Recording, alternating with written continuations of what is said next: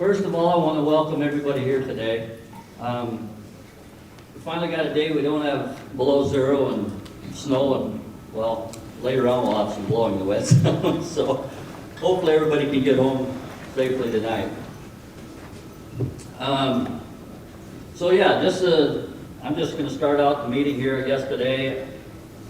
I question whether I should even make some of these slides up, because you've probably seen it at some seed meeting or something already this after harvest, but we're showing, just what happened through the season here. And there's your monthly precipitation. Everybody knows we had some really wet June, July, and then all of a sudden in August it kind of turned off on us. So kind of tells a story of kind of what happened through the summer. Extreme rain days, sunny days.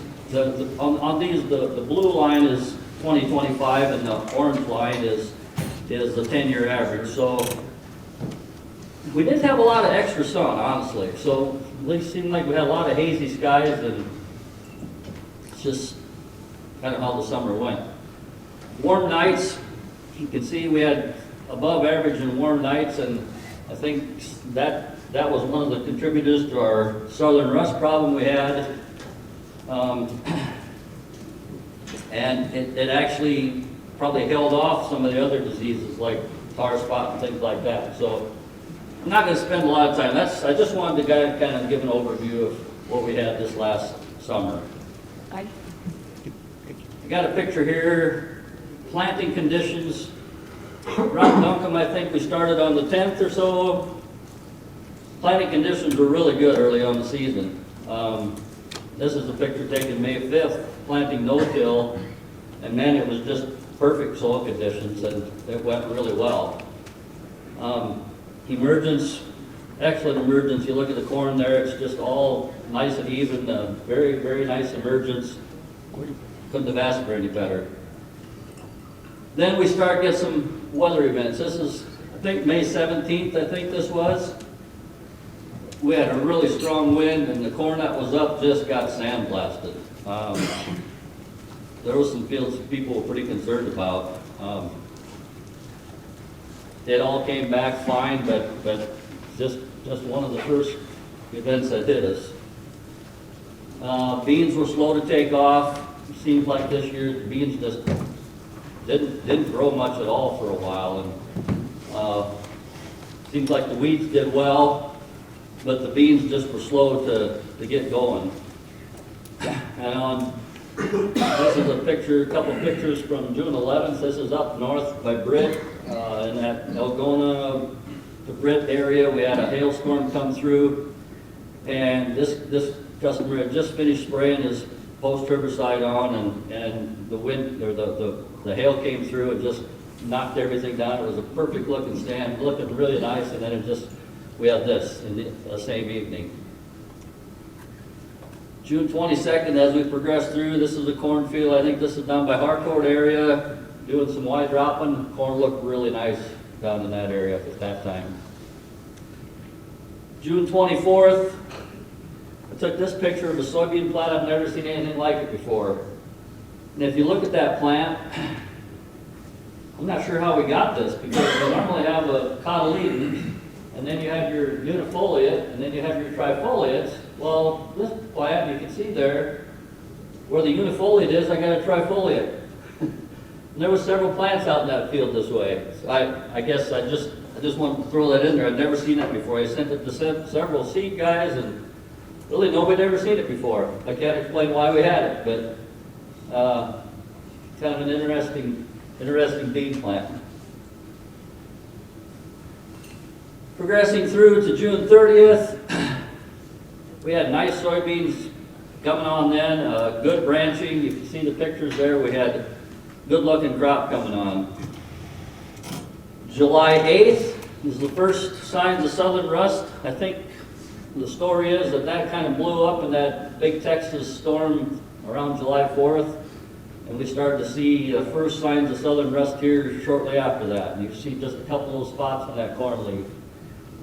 This is a field where we had our squid program on. So we had We were trying to keep that plant really healthy, trying to keep as much energy into that plant as we could, hold down the disease and insect pressure with the program we were trying to do this year, and that just looked awesome.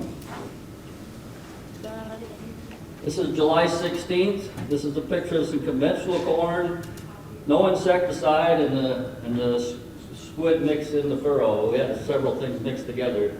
But just, again, some very, very nice looking corn plants.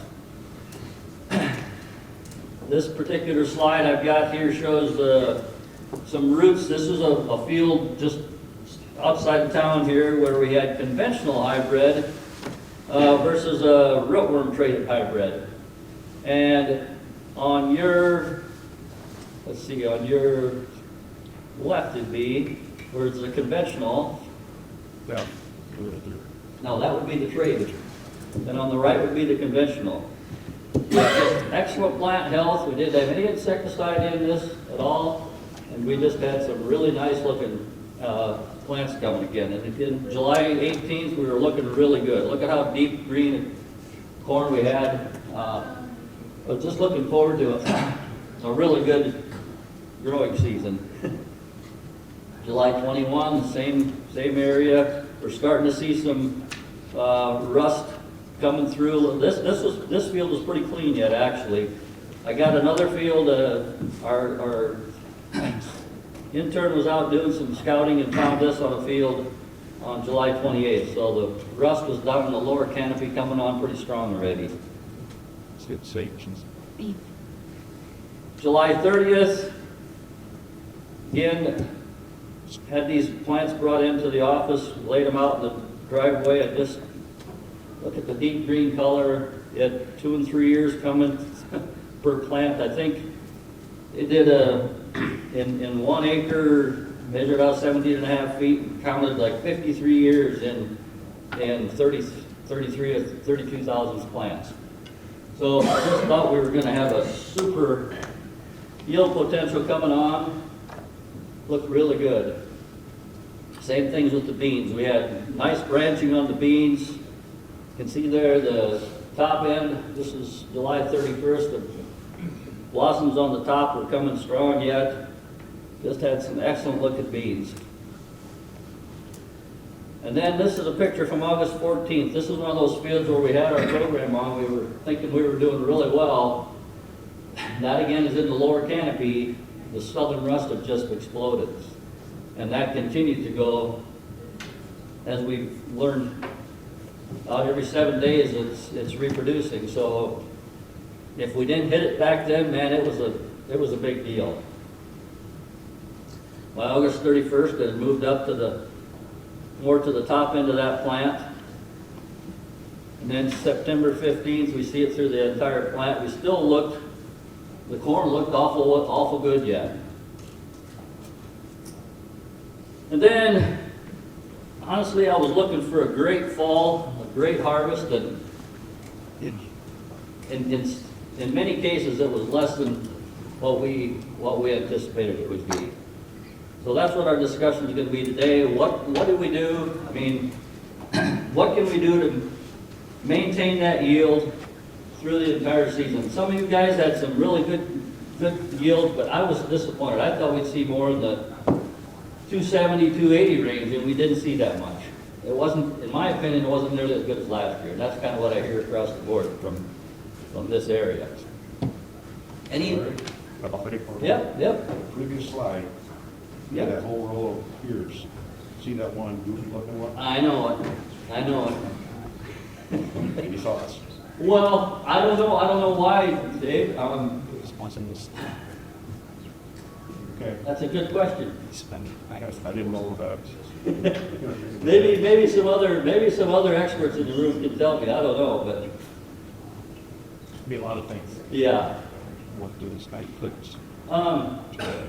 There's just things throughout the season we saw that were, to me, unexplainable. I don't know, we had excessive rain, and stuff seemed to look really good through all that rain for the most part. But in the end, on the yield maps, you see great corn and you see the potholes. So that's what brought our averages down. I mean, we had good corn out there, but if you did have pattern tile every 40 or 50 feet, Used to do it. that's what happened. I didn't see that. So yes, I've got a great day, I think, planned here. I need to do some introductions. So first of all, with the display over there is our partners in crime with Homeview Agronomy. Ryan is over there and Levi's over there as well. So in our breaks, if you guys need to talk to them, you sure can. Let's see, we've got people from Soulview here. We've got Jason and Tyler here. They're the ones doing the soil sampling for us, and Chris is in the back. He's the old timer. Glad to have you guys here today. Who am I missing here? Go through the speakers of the day, and I'm going to let them introduce themselves as they get going. But we got Clint Freeze here with Calibrated Agronomy. We've got, where's Matt? Mike at? There's Mike right behind him. And Jason Dublin right here, and Jake Hendricks right back there. So they'll be on this morning, those guys. And then this afternoon I got Shannon Nad. Shannon's right here, he's with In Soil. We'll talk about a product he's got that we're pretty excited about. And then not here yet is Drew Ewing. I found out this morning, he texted me, he was in the Atlanta airport. He was supposed to get home Sunday and never got there. But he'll supposedly be here by this afternoon. And then also I've got Jeremy Parr coming. Jeremy's going to talk about a new leaf tech device, I guess I'll call it, that measures nutrients in the plant. And we're exploring the use of that thing. Also today we'll be talking about tissue and sap sampling. That's a big part of what we'll talk about this morning. So I'm looking at some different ways to measure how that plant is doing throughout the growing season. And that'll be a part. And then in the afternoon, after all that, we'll have a panel discussion with everybody up, and you can ask the questions, and hopefully we'll have a good discussion as we end the day.